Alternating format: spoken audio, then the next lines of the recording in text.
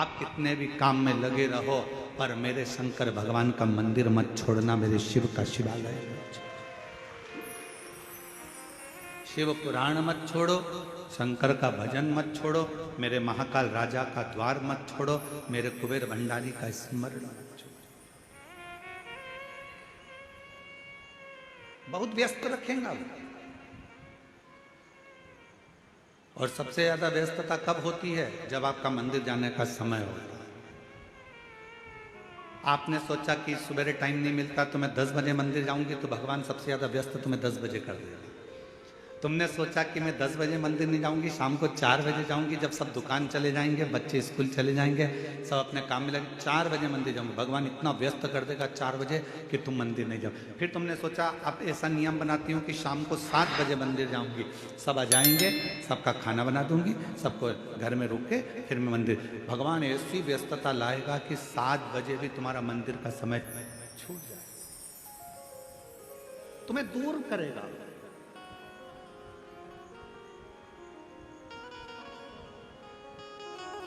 अब उस समय पर आपकी समझदारी चाहिए कि भगवान है मेरे शंभु, है मेरे त्रिकालदर्शी, है मेरे कैलाशी अविनाशी, है मेरे महाकाल राजा, है मेरे काशी विश्वनाथ, ऐसी कौन सी गलती हो रही है जो तुम मुझसे दूर कर रहे हो? भगवान कहेंगे ये गलती नहीं है, मेरे शंकर भगवान कहेंगे इसको गलती नहीं कहते। शिव जी कहेंगे तू इतनी मुझ में रम गई है, तू इतना मुझे मानने लगा है कि तेरे फैसले तू नहीं ले पा रहा, तेरे फैसले मुझे लेना पड़ रहे हैं, इसलिए अब तुझे थोड़ा दूर कर रहा हूं कि तू पूरा मुझ पर ही आश्रित है।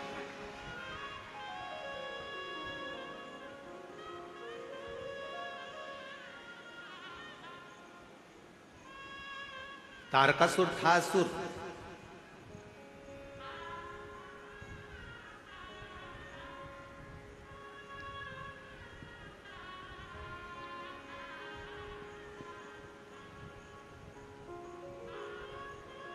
असुर था तारकासुर, पर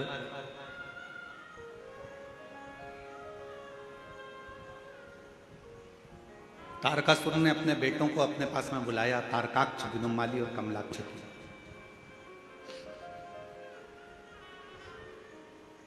तीनों को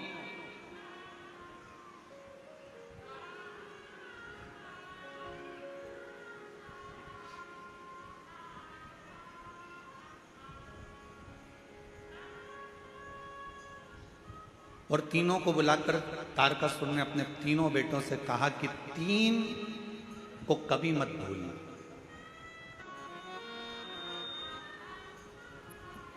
तारकासुर ने अपने तीनों बेटों को बुलाकर कहा कि 3 को कभी मत भूलना। पहले नंबर पर मुसीबत में डालने वाले को कभी मत भूलो, ये बार बार मुझे मुसीबत में डाल देता है।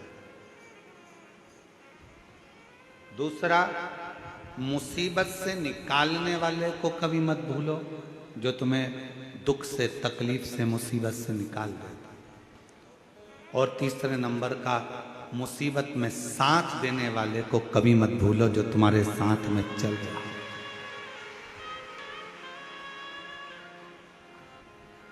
अब तारकासुर के तीनों बेटे तारकाक्ष, विदुमाली, कमलाक्ष की तीनों के अंदर एक प्रश्न खड़ा हुआ।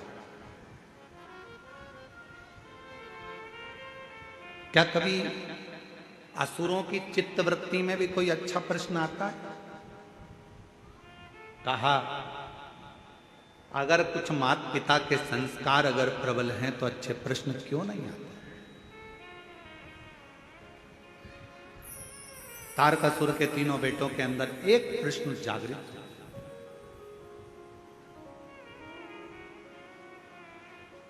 और वो प्रश्न कौन सा था? तारकासुर के तीनों बेटों ने कहा पिताजी आप कहते हो मुसीबत में डालने वाले को कभी मत भूलो, मुसीबत से निकालने वाले को कभी मत भूलो, और मुसीबत में साथ देने वालों को कभी मत भूलो। इन तीनों का गुण क्या किसी एक में पाया जा सकता है?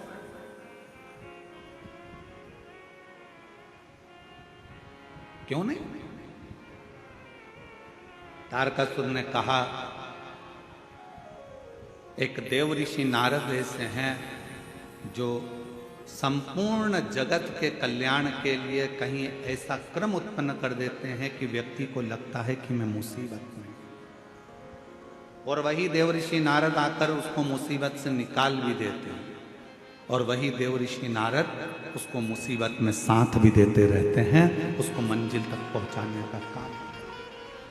कोई प्रसंग कहा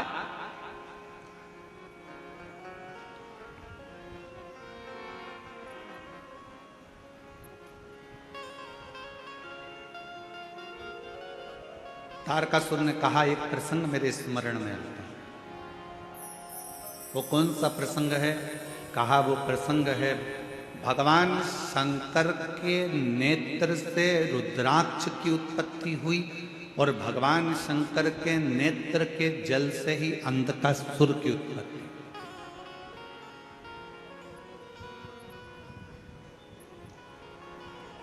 जो तपस्या कर कर नेत्र बंद कर कर रखे थे, तपस्या कर कर नेत्र बंद कर कर जो अश्रु गिरा था, उससे रुद्राक्ष का जन्म हुआ।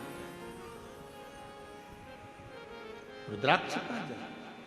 और इतने में माता पार्वती जी ने आकर आंखों को बंद कर लिया और भगवान शंकर के नेत्र से जो जल गिरा उससे अंधकासुर हुआ।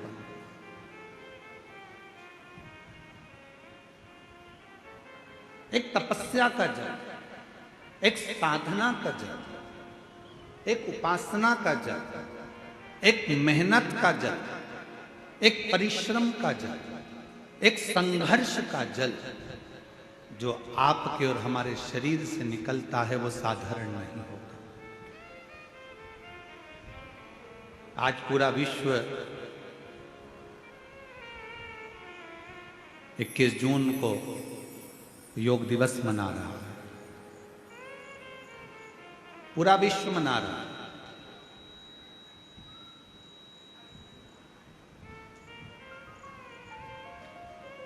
योग ऋषि बाबा रामदेव जी ने पूरे विश्व में इस योग की एक ऐसी अलग जगह दी कि केवल भारत देश ही नहीं, विश्व में भी इस योग दिवस को मनाया जा रहा है।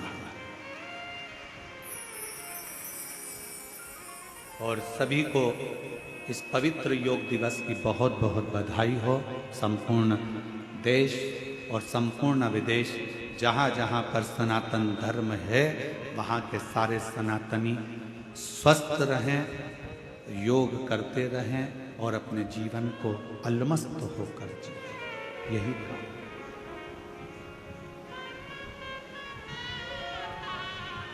क्या ये तीनों क्रम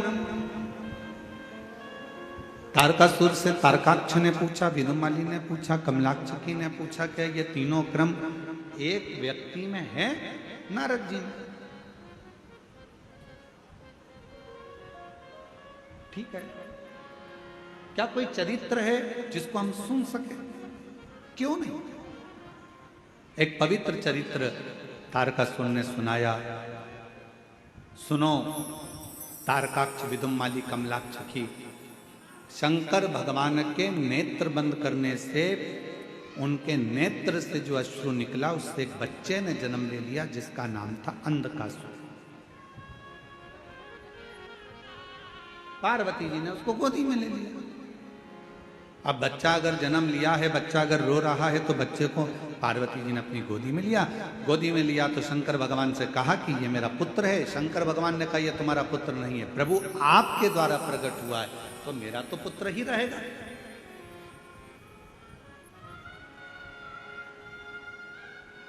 यदि आपके द्वारा अगर प्रकट हुआ है तो ये तो मेरा पुत्र है। भगवान शंकर ने मना करा, इसको समुद्र में फेंक दो। पार्वती जी ने अंधकासुर को समुद्र में डाल दिया। हिरण्याक्ष ने उसको पाल पोस कर बड़ा करा, और हिरण्याक्ष ने पाल पोस कर बड़ा करा। उसको जब बड़ा करा, समय आया, वराह अवतार के रूप में भगवान श्री हरि ने, नारायण ने उस हिरण्याक्ष का वध कर दिया। अब जरा ध्यान देना कि नारद जी ने वो क्रम कैसे करे। नारद जी पहुंचे अंधकासुर के पास और अंधकासुर से कहा कि तुमने जिंदगी में कभी तप करा? जीवन में तुमने कभी साधना करी है, कभी आराधना करी है, कभी तप करा? नहीं।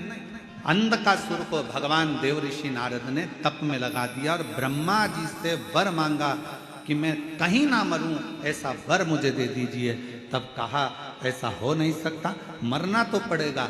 तब देव ऋषि नारद से फिर पूछा अंधकासुर ने कि ब्रह्मा जी मुझे अमर होने का वर नहीं दे रहे, तो मैं वर कौन सा लूं? तो कह दिया एक वर मांग लो कि तुम्हारा तो कोई ना माँ है ना तुम्हारा कोई पिता है, हिरण्याक्ष ने तो तुम्हें पाला पोसा था, इसलिए तुम वर मांग लो। जिस दिन मैं अपनी माँ को गलत दृष्टि से देखूंगा, बस उसी दिन मेरे प्राण छूटे। नारद जी के कहने पर अंधकासुर ने वर मांग लिया ब्रह्मा जी से। ब्रह्मा जी ने तथास्तु भी कहा।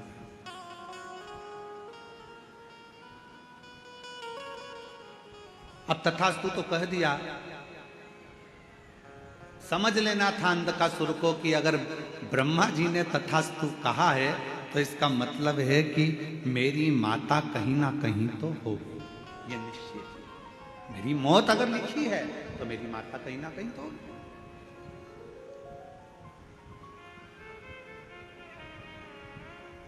दे दिया भाई। और समय आया, तारकासुर ने अपने पुत्र तारकाक्ष, विदुम्माली और कमलाक्ष की तीनों से कहा, सुनो अब देखो, नारद जी का काम देखिए कि ये असुर था, इसको मरना था, इसके प्राण जाना थे, पर इसको तप साधना में लगाकर इसको वर दिलवा दिया। और वर दिलवाकर जब ये अपनी माता पार्वती की सुंदरता का बखान करेगा और पार्वती को अपनी अर्धांगिनी बनाने का जब प्रयास करेगा, तब इसके प्राण छूटेंगे।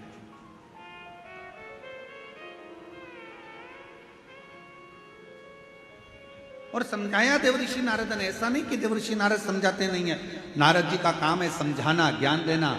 एक विद्वान संत, साधु, सन्यासी, तपस्वी, साधक, उपासक की एक क्रमता होती है कि वो समझाने का प्रयास करते हैं, पर तुम्हारी बुद्धि में बैठे तब तुम्हें समझ में आए।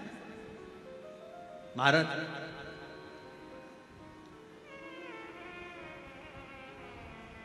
वो कहते हैं ना कि जब लड़के के लिए लड़की देखने जाते हैं तो फूफा जी जाते हैं, मामा जी जाते हैं, काका जी जाते हैं, बड़ा भैया जाता है, दामाद जाते हैं, सबको फोन लगाया जाता है, अरे दामाद जी तुम्हारे साले के लिए लड़की देखने जाना। अच्छा। अरे मामा जी तुम्हारे भांजे के लिए लड़की देखने जाना। फूफा जी तुम्हारे भतीजे के लिए लड़की देखने जाना। चलो, अब सबको ले जाकर लड़की वालों के यहाँ बिठा दिया और लड़की वालों के यहाँ पर लड़की चाय की ट्रे लेकर आई।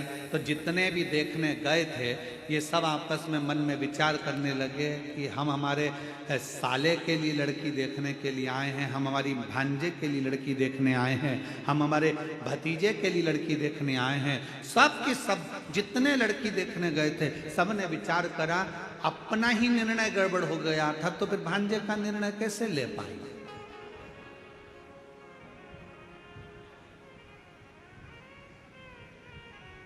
जब हमारी शादी की बात आई तो हमने विचार करा, मामा सोचे कि हमने विचार करा, फूफा सोचे हमने विचार करा, दामाद सोचे हमने विचार करा, हमारा निर्णय हमको ही अच्छा नहीं मिल पाया तो हम हमारे साले के लिए कौन सा निर्णय ले पाएंगे।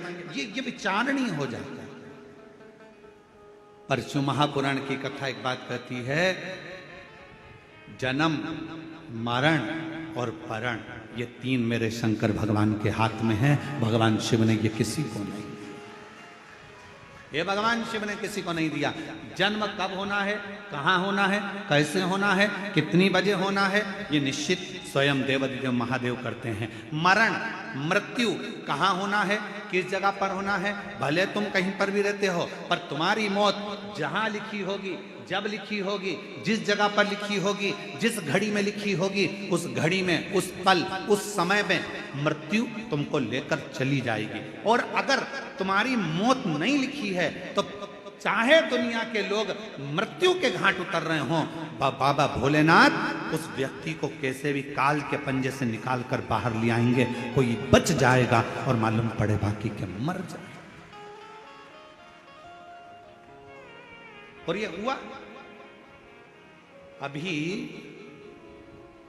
अहमदाबाद में एक घटना घटी। बोलो टीवी पर देखी थी कि नहीं देखी थी? अरे जम के तो बोलो, देखी थी। अहमदाबाद में घटना घटी।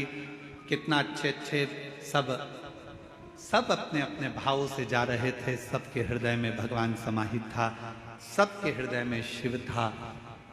फ्लाइट में बैठ भी गए, फ्लाइट उड़ भी गई। उस कैंपस में मेडिकल कॉलेज के जो बच्चे थे वो भोजन कर रहे थे। उनको क्या मालूम था कि हमारी मौत यहाँ लिखी है, हमारी मृत्यु यहाँ लिखी है। वो फ्लाइट में उड़ने वालों को क्या पता था कि हमारी मृत्यु यहाँ लिखी है? किसको मालूम?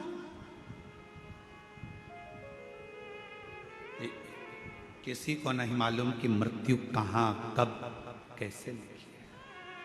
पूछा था मां पार्वती जी ने भगवान शंकर से, अमरनाथ की गुफा में बैठकर भगवान शंकर से पार्वती जी ने पूछा था, प्रभु मेरा एक प्रश्न का उत्तर दीजिए।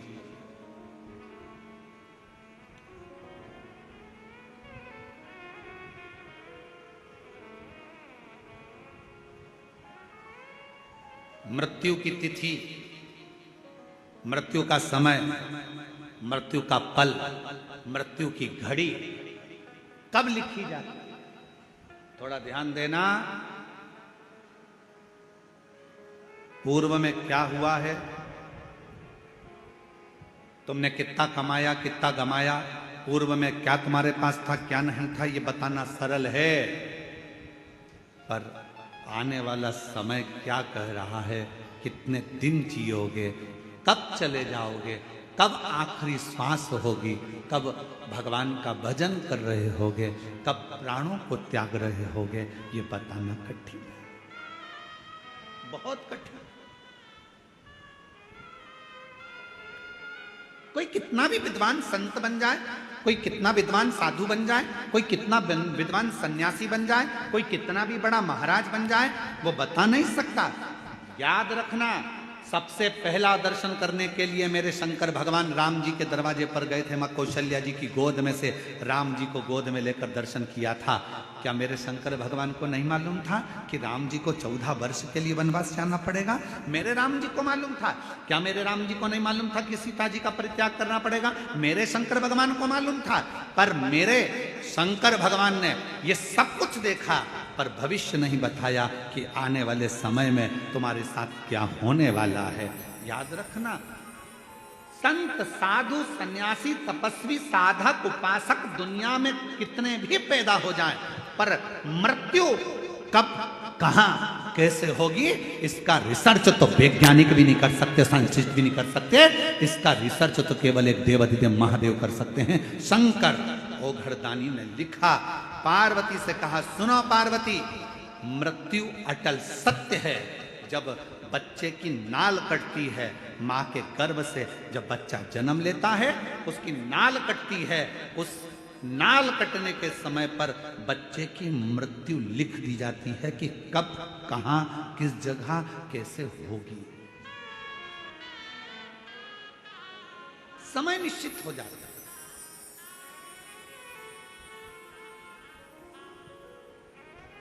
स्वामी विवेकानंद जी का प्रसंग याद कर लीजिए। स्वामी विवेकानंद जी ने रामकृष्ण परमहंस जी से पूछा था कि व्यक्ति को भगवान का नाम कब लेना चाहिए। रामकृष्ण परमहंस जी ने कहा था, मरने के 1 मिनट पहले।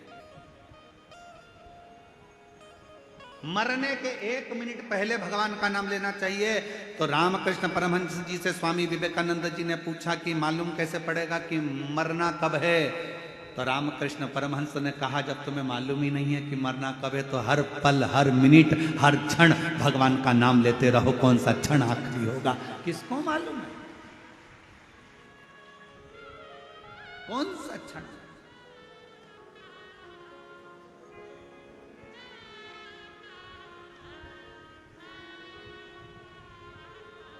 और महाराज, अंत समय प्रभु आना पड़ेगा, वचन दिया तुम्हें मानना पड़ेगा।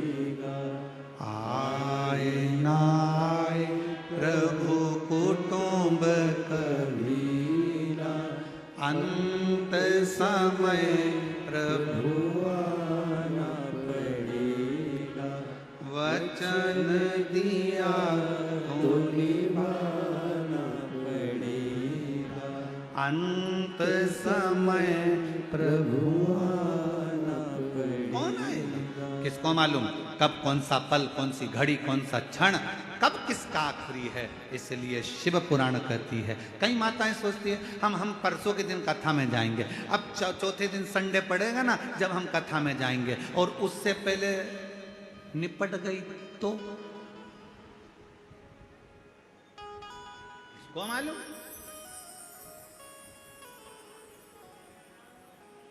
अरे अभी सावन में अपने यहाँ कथा होगी ना, तब हम सुन लेंगे। हमने सोचा है सावन के महीने में हमारे पास में ही कथा होगी, तब हम सुनेंगे। और सावन से पहले निपट गई तो क्या बात।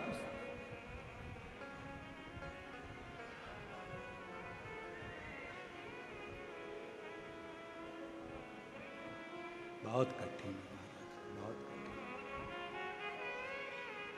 खूब भगवान का नाम ले, खेत में काम करो, धान बो, अपनी मेहनत को देखने को मिल रही है, इसलिए हम कहने में पीछे नहीं हटते, भले किसी को बुरा लगे चाहे भला लगे। अभी हमको देखने को मिलता है कि कई किसान वर्ग के लोग, गांव के लोग अपनी अपनी जमीन को बेचकर शहर चले जाते हैं और सोचते हैं कि शहर में बहुत सारा सुख होगा, बहुत सारा सुख शहर में होगा। बड़ा बंगला बना लेंगे, जमीन बेची है तो थोड़ा पैसा मिल जाएगा तो बंगला भी बड़ा बन जाएगा, गाड़ी भी आ जाएगी, सब कुछ आ जाएगा। पर मेरा करबद्ध हाथ जोड़कर निवेदन है इस व्यासपीठ से कि जो छोटे छोटे किसान हैं, जो जंगल गांव में रहते हैं, जिनके पास जमीन है और जो धान की फसल लगाते हैं या अन्य फसल लगाते हैं, उनसे कहूँगा अपनी जमीन बेचकर कभी शहर में मत जाओ। जो गांव में सुख है उस शहर में नहीं मिल सकता। जो अपने गांव में सुख है वो शहर में नहीं। शहर की चमक जरूर लग रही है कि यहाँ गाड़ी मिल सकती है, बंगला मिल सकता है, शहर में पानी मिल जाएगा, शहर में ये मिल जाएगा, एजुकेशन मिल जाएगा, सब कुछ मिल जाएगा।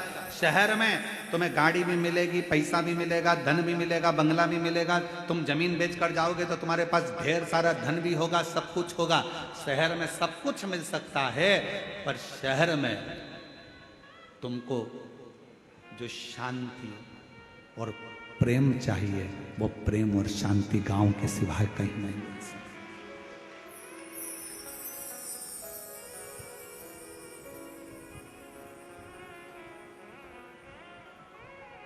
कितना अंतर है शहर और गांव में।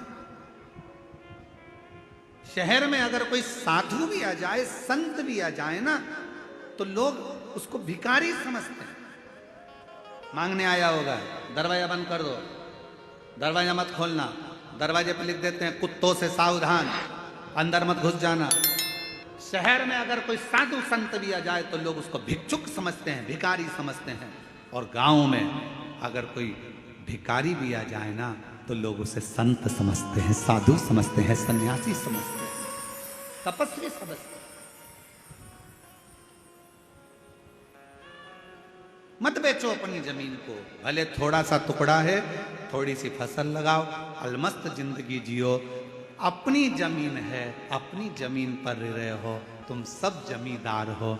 लोग कहते हैं ये किसान है, हम कहते हैं जिसके पास जमीन का भी अगर एक टुकड़ा है तो वो जमींदार से कम नहीं है, अपनी मस्ती में जीने वाला, अपनी मस्ती।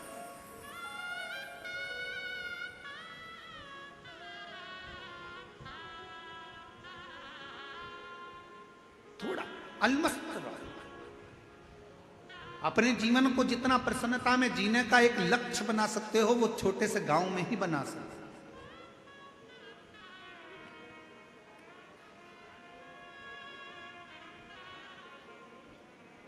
शिव कथा करे, भगवान शंकर का चरित्र करा है, शिव महापुराण की कथा कर रही है, भगवान शंकर का संवाद करता है। भीतर की जो प्रसन्नता है देवऋषि नारद ने अंधकासुर को भगवान की भक्ति में लगा दिया। अब वो विचार करता है कि वर मिल गया, वर मिलने के बाद उसने विचार करा कि मुझे शादी करना है, कोई अच्छी लड़की मिल जाए। जो लड़की थी कहाँ, शिव जी उसको ब्याह कर ले गए। माता पार्वती जी की सुंदरता की ओर उसका मन डोल गया, मन उसका विचलित हो गया पार्वती जी की ओर, और आखिरी में पार्वती जी को लेने गया। उसको नहीं मालूम था कि ये मेरी माँ है, इसने जब मेरा जन्म हुआ तो गोदी में मुझे ले लिया था, और मुझे गोदी में लेकर ये निश्चित हो गया था कि ये मेरी माता हो। जब बच्चे की नाल कटती है उस समय पर निश्चित हो जाता है कि इसकी मृत्यु कब होगी, कहां मरेगा, किस जगह मरेगा, किस जगह प्राण छूटेंगे, जल में, थल में, वायु में, विमान में आदि, कहां, गाड़ी में, घर में, जहां उसके प्राण छूटने का होता है वहां का लिख दिया जाता है। अपने जिले में, अपने क्षेत्र में, अपने प्रदेश में, दूसरे प्रदेश में, दूसरी जगह में, कहां लिखा वहां जाता है। वहां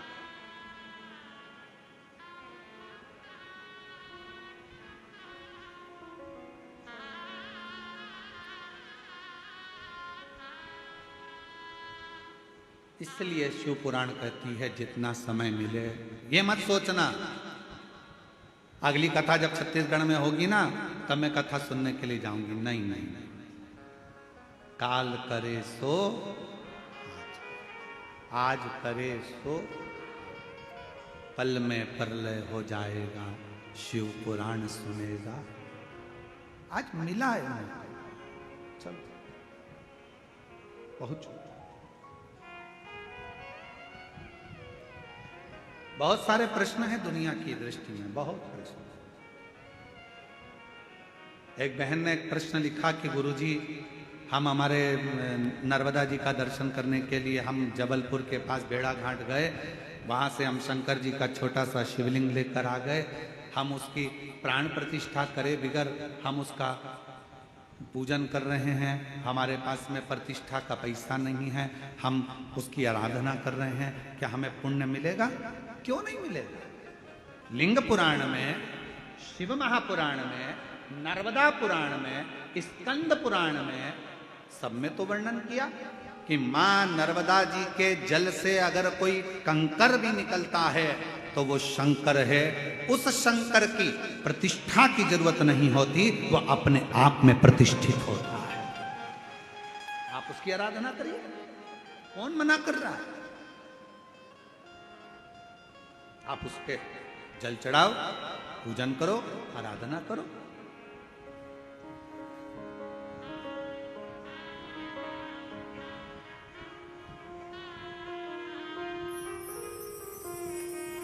और आप जब उसकी आराधना करेंगे, उसका स्मरण करेंगे तो सुख अपने आप आए। और शंभु शरण मांगू घड़ी रे, दुख काटो दया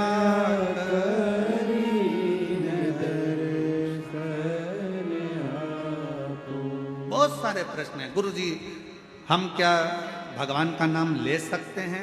हम रजस्वला धर्म में हैं, क्या भगवान को पुकार सकते हैं? द्रौपदी का चरित्र कहता है कि द्रौपदी रजस्वला धर्म में थी, दुशासन बाल खींच कर लेकर गया, भरी सभा में खड़ा कर दिया, चीर खींचने लगा। आखिरी में द्रौपदी ने अपने गुरु जी से पूछा, गुरु द्रोणाचार्य से कहा, गुरुदेव कोई नहीं बचा रहा, मेरे पति नहीं बचा रहे, मेरे काका ससुर, काकी सास बैठी, अंधकार यहाँ पर धृतराष्ट्र गांधारी बैठे, वो नहीं बचा रहे, कोई बचाने को तैयार नहीं है, भीष्म पितामह नहीं बचा रहे, गुरुदेव आप बताओ मैं क्या करूं? तब गुरु जी ने कहा, एक काम कर, वो द्वारका नाथ को पुकारना प्रारंभ कर दे।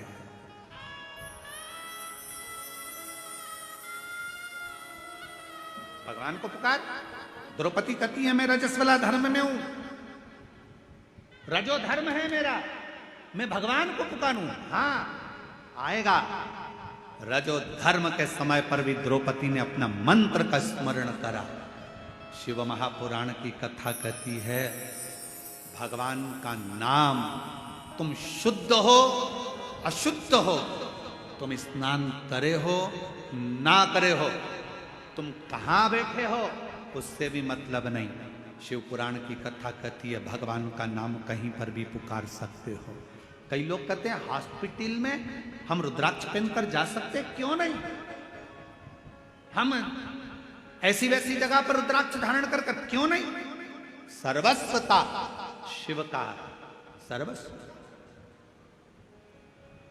क्या तुलसी की माला में गलत क्रम नहीं आएगा? रुद्राक्ष में गलत क्रम नहीं आएगा? अरे शिव महापुराण की कथा कहती है कि तुलसी जिस पात्र में डल जाती है उसको भी प्रसाद कर देती है, रुद्राक्ष जिसके गले में डल जाता है उसको भी शिवमय बना देता है। इसमें क्या सोचना?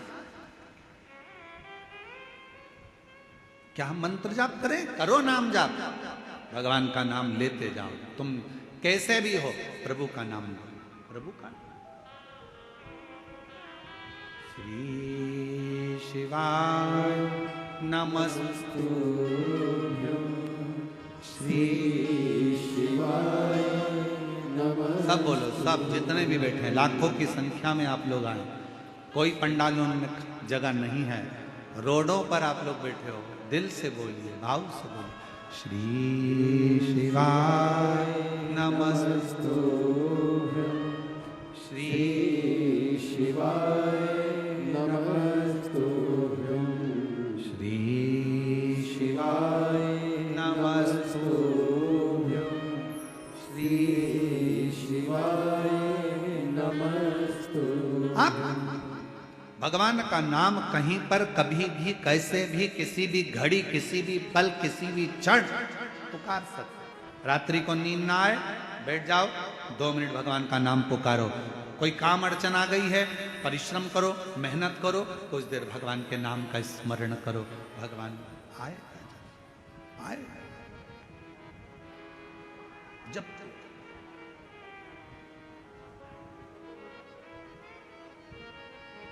तब कहा कैसे प्राण जाएंगे कोई भरोसा नहीं।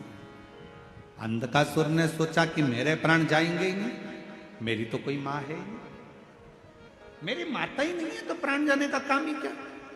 पर उसको क्या मालूम था कि मृत्यु निश्चित है। संसार सागर में अगर आप आए हैं तो मौत तो निश्चित रहेगी, जाना तो पड़ेगा। प्राण इसलिए निवेदन है उसको पुकारना। अंत समय प्रभु सब बोलो, सब पड़ेगा, वचन दिया तो निभाना पड़ेगा। आए ना आए प्रभु कुटुंब कभी ना, अंत समय प्रभु आना पड़ेगा, वचन दिया तो निभाना पड़ेगा। अंत समय प्रभु आना पड़ेगा। पुकारते रहो, वो आएगा जरूर। उसको जपते रहो, वो सुनेगा जरूर, आएगा। उसको पुकार, सुन, शिव कथा करें। आखिरी में अंधकासुर ने पार्वती माता पर गलत दृष्टि दे दी और उसके प्राण चले गए।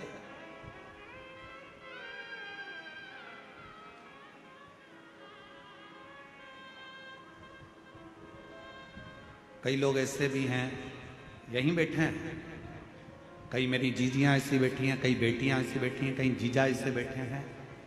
उनके मन में हमेशा एक बात आ जाती है, ए गुरुजी, हमने भगवान को ऐसे ऐसे कर लिया, गलती हो गई। अब जैसे कल कथा सुनी तो कहा कि गुरुजी आपने बताया कि जिस दिन व्रत होता है उस दिन बेलपत्र नहीं तोड़ना चाहिए, और हमने पुराने समय में हमने पशुपति व्रत करे, हमने तो उसी दिन बेलपत्र तोड़ लिया, तो हमने गलती कर दी। आपको मालूम नहीं था, आपके स्मरण में नहीं था, आपको याद नहीं था। और जब तक मालूम नहीं रहता, स्मरण में नहीं रहता, याद नहीं रहता तो सोच लेना चाहिए कि हमारा शंकर हमें माफ करता चले जा रहा है, हमारा शिव हमें माफ, हमारा शंकर माफ कर रहा है, ये निश्चित है, हमें स्मरण में नहीं था।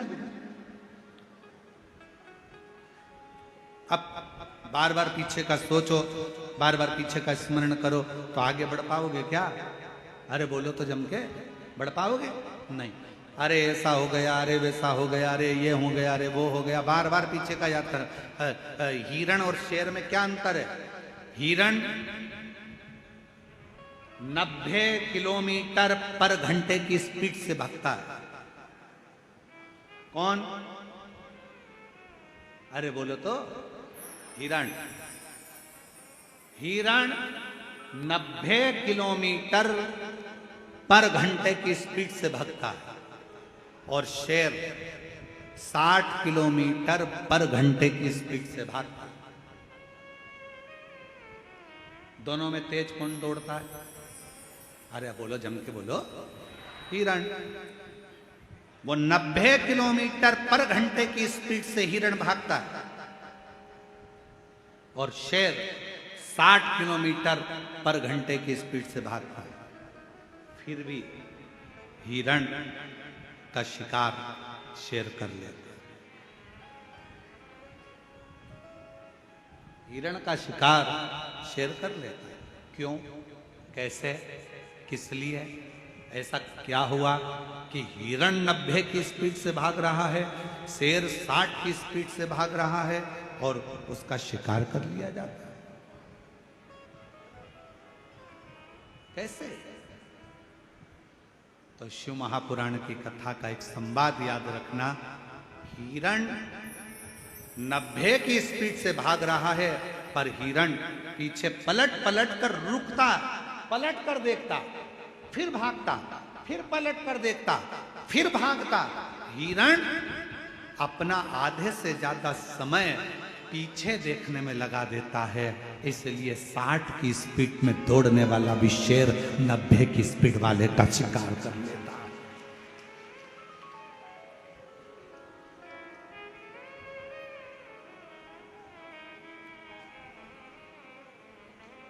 पलट रहा है, पीछे देख रहा है, पीछे, फिर पीछे देखा, फिर पीछे देखा, फिर पीछे देखा, फिर पीछे देखा, तो शेर ने उसका शिकार कर लिया। 90 की स्पीड में भाग रहा था हिरण, पर 60 वाले ने 90 वाले का शिकार कर लिया। पीछे पलटने के चलते कई बेटियां कहती हैं, मैंने पहले एग्जाम दिया, 4 बार एग्जाम दिया, 5 बार एग्जाम दिया, मैं क्लियर नहीं कर पा रही हूँ, मैं सीए बनूंगी कि नहीं बनूंगी, डॉक्टर बनूंगी कि नहीं बनूंगी, मैं ये वाला एग्जाम पास करूंगी कि नहीं करूंगी, मैं ये कर पाऊंगी कि नहीं कर पाऊंगी, मैं इंजीनियर बन पाऊंगी कि नहीं बन पाऊंगी, मैं कलेक्टर बनूंगी कि नहीं, मैं एसपी बनूंगी कि नहीं बनूंगी। ये पीछे तुमने कितने भी एग्जाम दिए, उसको मत देखो, तुम्हारी स्पीड 90 की होना चाहिए। अच्छा पढ़ो, मेहनत करो, संघर्ष करो और दौड़ते रहो, आगे बढ़ते रहो, फिर तुम्हारा शिकार कभी नहीं होगा, तुम एक दिन अपने सिंहासन पर बैठ कर ही रहोगे।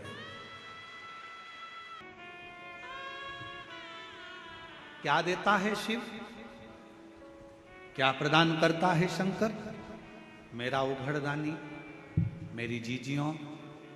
आपको लगता होगा कि यह लाखों की भीड़ आती है, लाखों की जनता शिव महापुराण की कथा सुनने आती है, पर ईमानदारी से बोलना, अगर मेरा शंकर आपकी झोलियों में खुशियां नहीं देता तो क्या तुम ये शिव महापुराण की कथा में जाते क्या?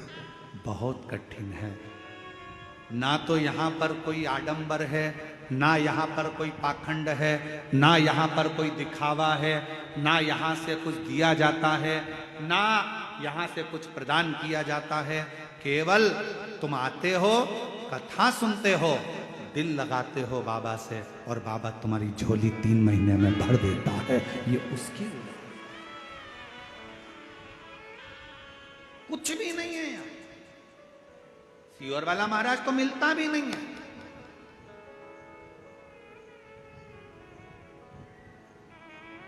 हम आपसे मिलते भी नहीं है, और नहीं मिलने का कारण केवल एक है कि भगवान को भगवान रहने दो, इंसान को भगवान मत बनाओ। इसलिए नहीं मिलते आपसे। कई लोगों के मन में आ जाएगा सीहोर वाले महाराज जी से मिल लें हम, भगवान ऐसा कृपा कर दे, महाराज जी हाथ रख दे, महाराज जी ऐसा। ना ना ना ना, आप भगवान को भगवान रहने दो, इंसान को भगवान मत बनाओ। आज के जमाने में ढेर सारे भगवान बन के बैठे हुए हैं, ढेर सारे। कोई क्या हमारे पास आओ हम तुम्हारा कल्याण कर देंगे, कोई क्या हमारे पास आओ हम तुम्हारा कल्याण कर देंगे। कोई नहीं कर सकता किसी का कल्याण। दुनिया में केवल एक शंकर ही ऐसे हैं जो जगत का कल्याण कर सकते हैं, बाकी का कोई नहीं मिलते हम। और इस बात के पीछे बहुत विवाद भी होता है। कई लोग कह देते हैं महाराज जी तो चाय पीने जाते होंगे तो इतने लाख ले लेते होंगे। कई लोग कहते हैं महाराज जी तो ऐसे जाते होंगे किसी के घर तो करोड़ों रुपए ले लेते होंगे। ना ना ना ना, हम चाय तो हमारी जिंदगी में आज तक मुंह पे रखी नहीं, क्योंकि हमारे घर में जब हमारी परिस्थिति ऐसी थी तो हमारे यहाँ चाय बनाने के लिए दूध का भी पैसा नहीं था।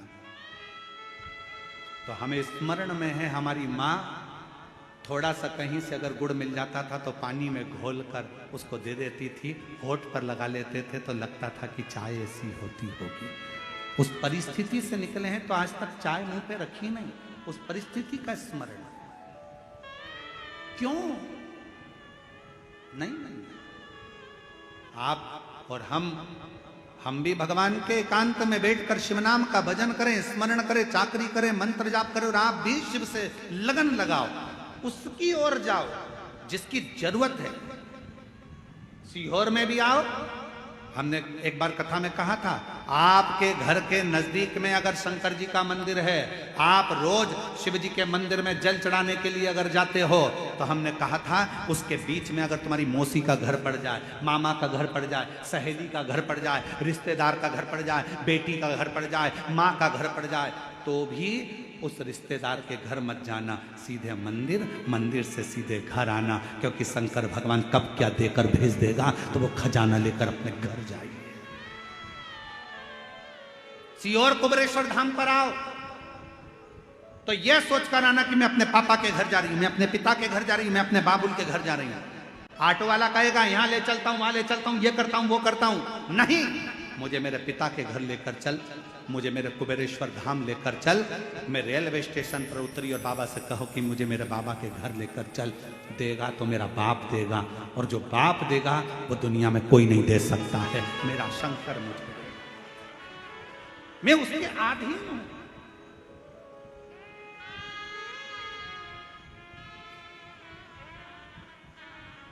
रिश्ता तेरा मेरा सबसे प्यारा, रिश्ता तेरा मेरा सबसे प्यारा, तू मेरा बाबा मैं हूँ तेरा लाला, मैं हूँ तेरा लाला, तू मेरा बाबा मैं हूँ तेरा लाला, मैं हूँ तेरा।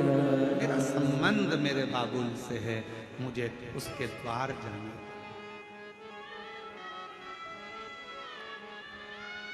एक हमारे शैलेंद्र भाई बहुत अच्छा एक देवी का स्मरण भजन गाते हैं।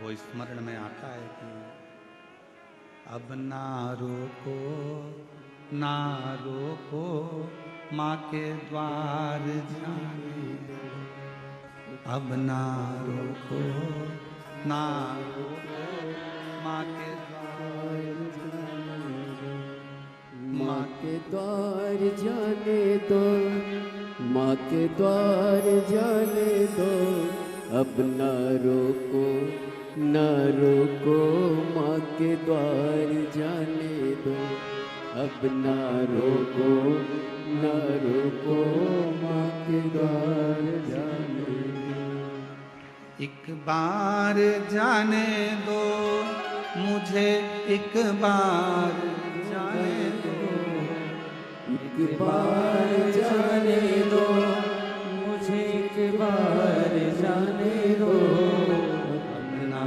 रोको ना रोको माँ के द्वार जाने दो, अब ना रोको ना रोको माँ के द्वार जाने दो।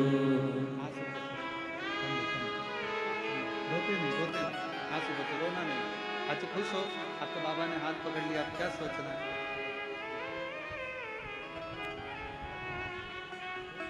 तुम खुश हो, बाबा बुलाए। खुशबू जैन, जिसने शिव पर भरोसा कर कर बाबा ने हाथ पकड़ा और बाबा की कृपा से आज अग्रणी। अब ना रोको, माँ के द्वार जाने दो, एक बार जाने दो मुझे, एक बार जाने दो, एक बार जाने दो मुझे, एक बार जाने दो। अब ना रोको माँ के द्वार जाने, अब ना रोको माँ के द्वार जाने। वो उसके द्वार, उसकी चाकरी, उसकी शरणागति, कहीं नहीं जाऊंगी, भटकूंगी नहीं, कहीं नहीं।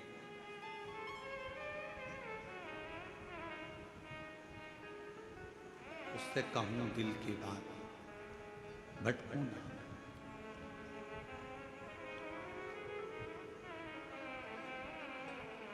कब, कहाँ, कैसे वो कृपा कर दे, उसका भरोसा नहीं। पीछे नहीं पलटती। क्या हुआ पहले, मैंने एक बार एग्जाम दी, नहीं निकली गुरुजी, दूसरी एग्जाम दी, नहीं निकली गुरुजी, कोई बात नहीं, मेहनत कर रही हो ना बेटा, अपना परिश्रम कर रही हो ना बेटा, सफलता मिलेगी। हार उसकी होती है जो हाथ पर हाथ रख कर बैठा रहता है।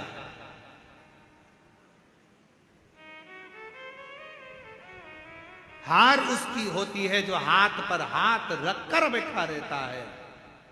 मेहनत करने वाला तो एक दिन विजय प्राप्त कर कर ही रहता है।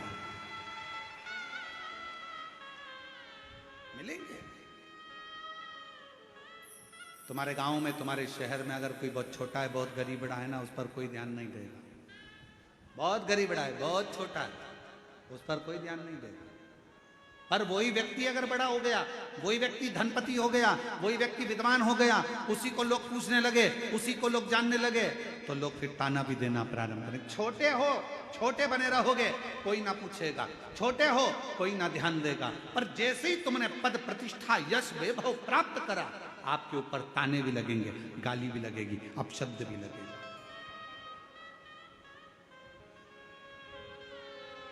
सील ठप्पा लगना कोई साधारण बात नहीं है महाराज। डिग्री प्राप्त करना कोई साधारण बात नहीं है महाराज। सील ठप्पे लगना कोई साधारण बात नहीं है। मीराबाई के जीवन में सोचो, सांप का पिटारा आया, शेर के सामने जंगल में छोड़ दिया।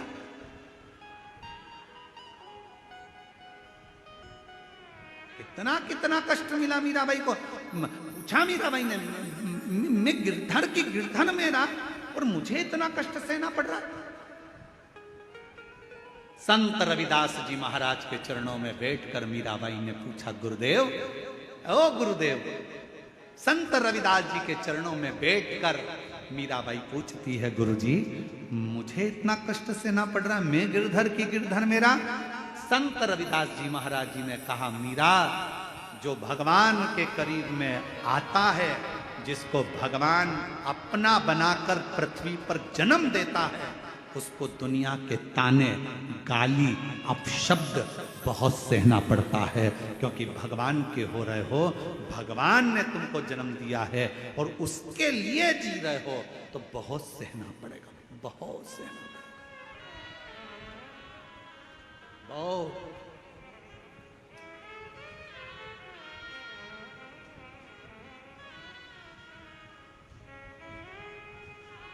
बहुत सुना, फिर भी हार ना माना।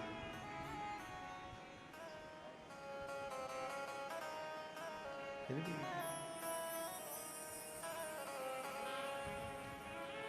बस उसकी भक्ति में एक विश्वास रखिए, एक विश्वास। कथा कर रही है, शिव महापुराण की कथा वर्णन कर रही है, शिव तत्व कह रहा है।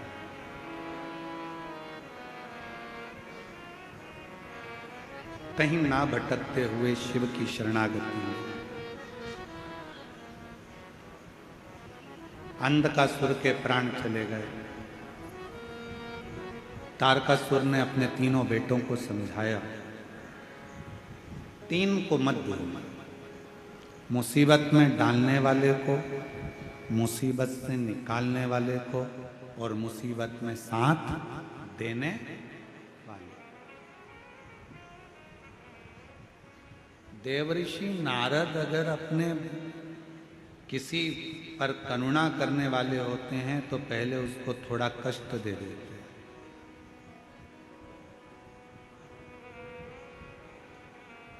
फिर उसको मुसीबत में से निकालने के लिए तब साधना बता देते हैं, फिर उसका हर पल हर क्षण साथ देते। बहुत प्रश्न है संसार में, प्रश्नों की कमी नहीं है।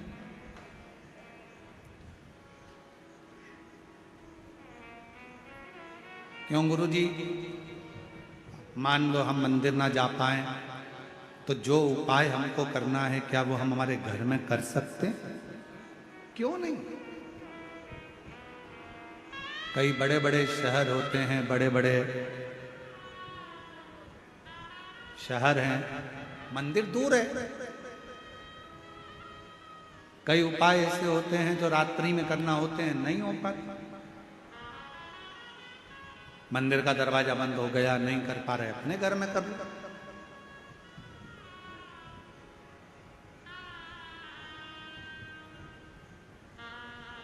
तुम जहां जैसे जब शिव को भज सकते हो, भज। शंकर भगवान का कार्य है आपके द्वार पर आकर आपका कल्याण करना, आपका उद्धार। ये शिव का, और कितनी सुंदर कथा है। तारकासुर के तीनों बेटे तारकाक्ष, विदुम्माली, कमलाक्ष की ने वर मांग लिया था भगवान ब्रह्मा जी से कि हमको 3 पुरियों का निर्माण कर दो, 3 महल बना दो, 3 नगर बसा दो हमारे, हम उस नगर में रहेंगे, उस मोहल्ले में रहेंगे, अपने क्षेत्र में अपनी पुरियों में रहेंगे, और ये वर दीजिए कि हम मरे तो तीनों एक साथ मरे।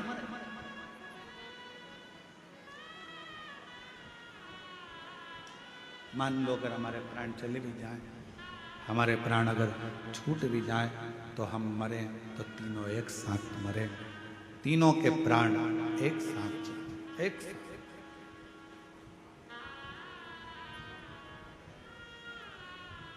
तथा 3 पुरियां बना ली। पुरी का मतलब मालूम है ना? अरे जम के तो बोलो। नगर खाने वाली होती है पूड़ी, और नगर को बोलते हैं पुरी।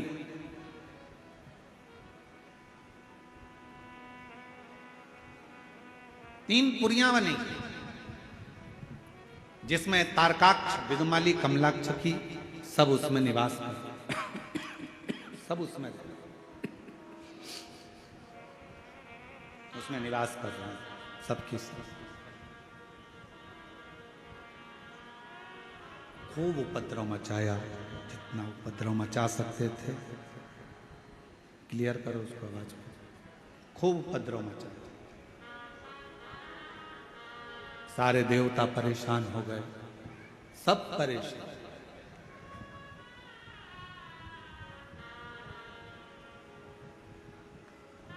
तब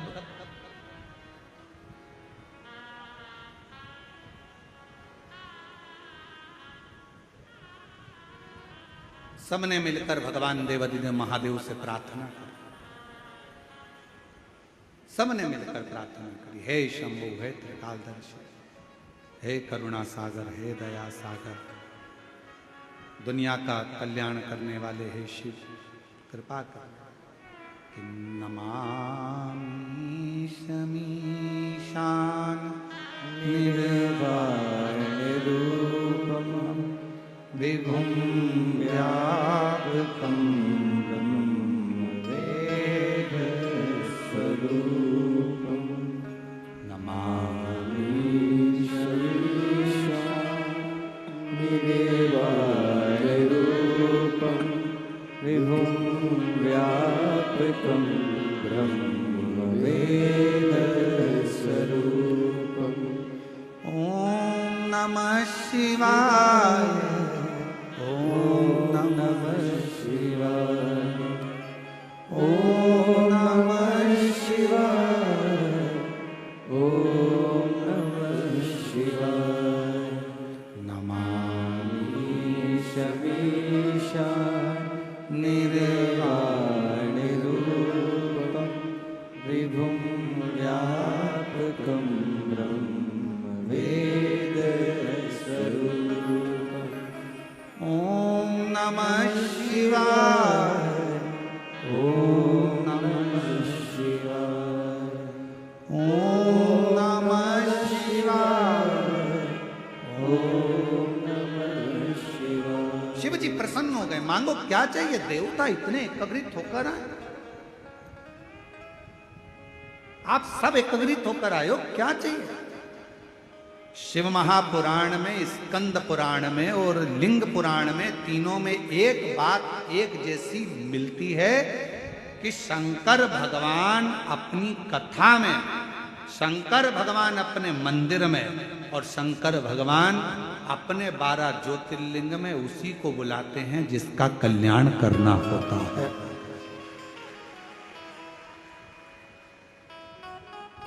तीनों जगह जाने वाले व्यक्तियों से निवेदन है, आप वहां एंजॉय करने ना जाए, वहां टाइम पास करने ना जाए, वहां पार्टी मनाने, पिकनिक मनाने या ऐश्वर्य आराम के लिए इन 3 जगह पर ना जाए। कहां कहां?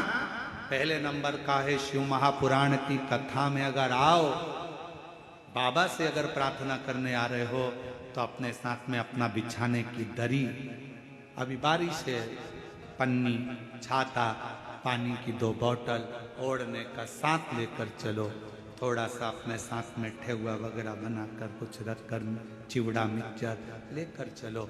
कभी भूख लगा, कोई नहीं दिया, अपना पा लिया, बड़े बाबा के धाम कथा सुन। एक महिला कलम को प्रतिभा जी ने एक वो भेजा वीडियो, एक वीडियो भेजा था आपने वहाँ सीहोर ऑफिस में, तो सीहोर ऑफिस से वो वीडियो यहाँ पर आया। तो कौन सा गांव से महिला दंडवत करती हुई आ रही है? मुकेर से।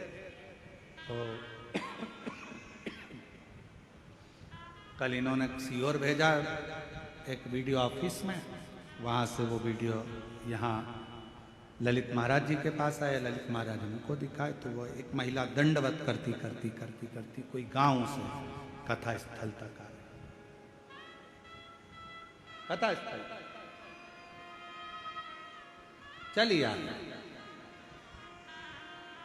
समिति वालों ने दीदी से पूछा कि ये क्यों आ रही है, तो उन्होंने फिर लिख के भेजा कि इनकी जेठानी की लड़की का कोई स्वास्थ्य खराब हो गया था और बाबा ने लाज रख ली, तो दंडवत का बोला था, पास में कथा होगी तो दंडवत करती करती करती।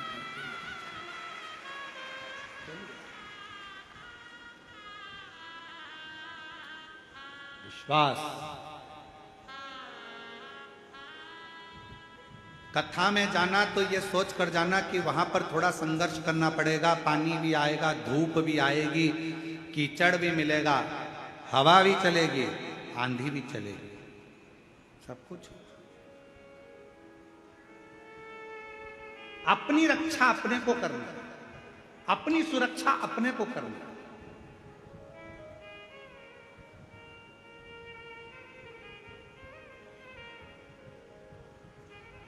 कथा सुनने वालों से,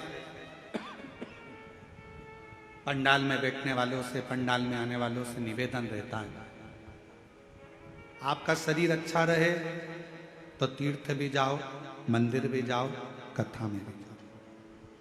शरीर ठीक नहीं है, बहुत ज्यादा रोग हो गया, घर के अपने सदस्य को भेज दो, तुम घर से टीवी पर कथा सुनो,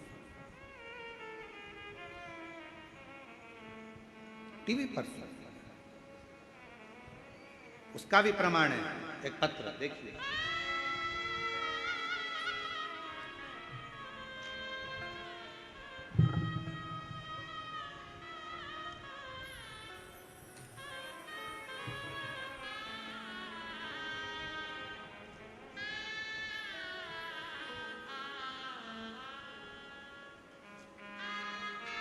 मेरा नाम इंद्राणी साहू है, पति श्री सियाराम साहू, ग्राम बरघरा, जिला कवर्धा, छत्तीसगढ़ का निवासी हूँ।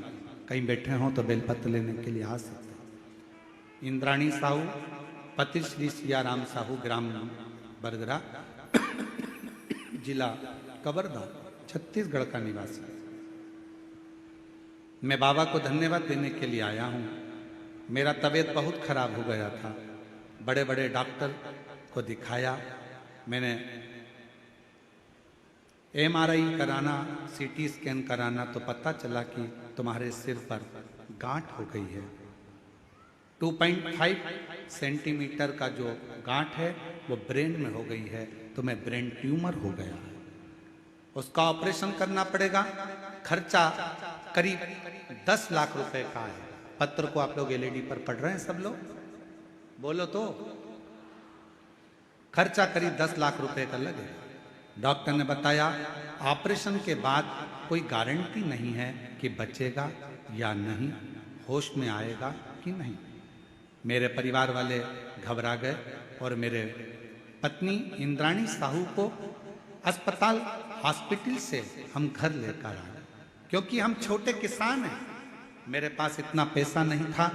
मैंने अपने रिश्तेदार दीदी जीजा को फोन से बताया, तब किसी को भी बोला, पर इतना धन की व्यवस्था किसी के पास नहीं थी।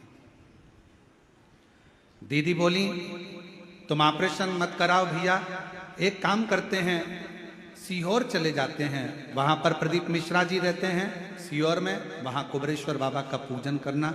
दीदी के गाड़ी किया और हम लोग सीहोर चले गए। कुबरेश्वर बाबा का पूजन करा, रुद्राक्ष लिया,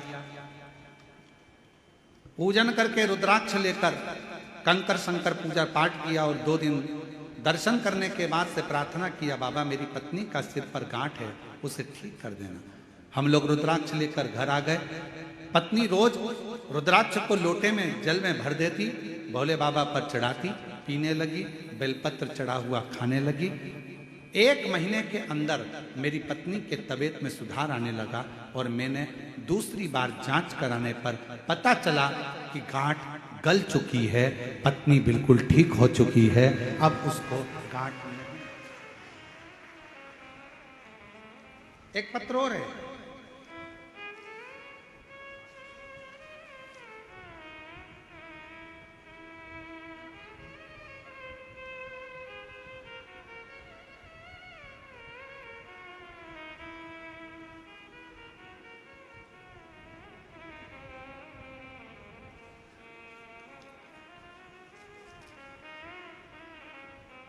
मेरा नाम श्रीमती योगिता चंद्राकर, ग्राम रिसामा, जिला दुर्ग, छत्तीसगढ़। मेरी माँ श्रीमती नीरा चंद्राकर, स्वर्गीय भीकम चंद्राकर, ग्राम धनसूली, जिला महासमुंद की निवासी हैं। कहीं बैठी हों तो बेलपत्र लेने के लिए आ सकते हैं। मेरी माँ को 3rd स्टेज का यूट्रेस का कैंसर हो गया। अगस्त 2025 में हमको मालूम पड़ा, 2024 में मालूम पड़ा, और यूट्रेस का कैंसर जानकर मालूम पड़ा कि 4th स्टेज पर पहुंच गया। मेरा बड़ा भाई का भी देहांत 11 महीने पहले ही हुआ, उसको भी बचाने में 30 लाख रुपए खर्च कर दिए, पर वो बच नहीं पाए। गुरुदेव किसी के कहने पर मालूम पड़ा कि शिव महापुराण की कथा सुनी। ग्राम कोड़िया छत्तीसगढ़ में आपकी कथा सुनी, भिलाई गए, कथा सुनी। बाबा से एक ही प्रार्थना करी, बाबा मेरी माँ को 4th स्टेज का कैंसर है। डॉक्टर ने अवस्था देखकर कैंसर का ऑपरेशन करने से मना कर दिया। अब आपके ऊपर आधारित है गुरुदेव, आपके बताए उपाय, रुद्राक्ष का जल, त्रिजुगी नारायण का कुंड का जल पिलाई, हल्दी की गांठ वाला प्रयोग और बेलपत्र का प्रयोग करना प्रारंभ करा। बाबा की ऐसी कृपा दृष्टि हो गई गुरुदेव कि मेरे माता के यूट्रेस में जो गट्ठाने थी वो पूरी गल गई और 3 माह बाद जांच हुई तो रिपोर्ट नॉर्मल आ गई। और मेरी माँ आपकी सभी कथा सुनती हैं। आज मैं बाबा को यहाँ प्रणाम करने के लिए, शिव शिव है। एक उसकी अविरल भक्ति, एक विश्वास, एक उसकी दृढ़ता, एक उसका भरोसा, ये सुख प्रदान करता। और हम तो बाबा के भरोसे चलते हैं, हम तो बाबा के भरोसे चलते हैं। ये दुनिया वाले जलते हैं, ये दुनिया वाले जलते हैं। अब सब बोलो, हे दीनानाथ तुम शांत रहो, पहले सब बोलो जितने बैठे हैं। हम तो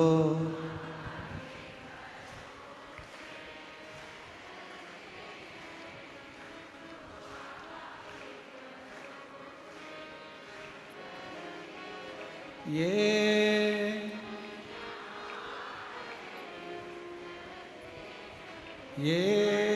दुनिया, हम तो बाबा के भरोसे चलते हैं, डमरू वाले के भरोसे चलते हैं। उसके आश्रित होकर चलो। हमें किसी के आश्रित नहीं होना है, हमें उसके आश्रित। बाबा ने हमको चलना सिखाया, भक्तों से मिलना सिखाया, सब भक्तों से मिलना सिखाया। हम तो सीना तान के चलते हैं, हम तो सीना तान के चलते हैं। ये दुनिया वाले जलते हैं, ये दुनिया वाले जलते हैं। हम तो बाबा के भरोसे चलते हैं, हम तो बाबा के भरोसे चलते हैं। मंदिर, शिव महापुराण की कथा और तीर्थ एंजॉय के लिए नहीं है,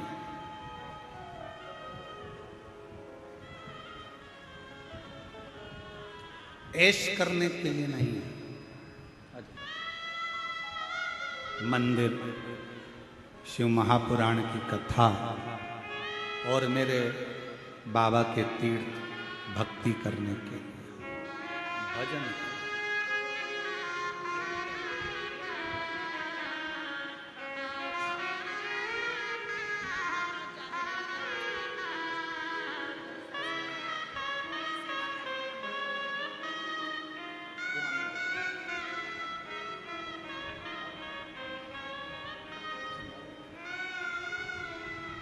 आप उसके आश्रित रहो।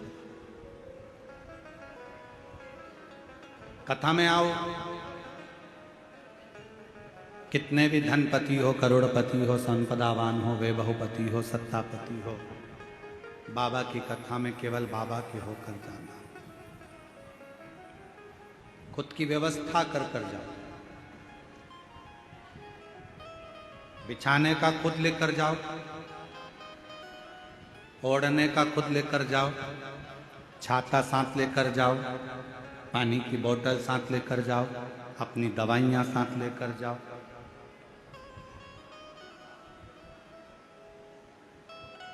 अपनी सेफ्टी अपने हाथ।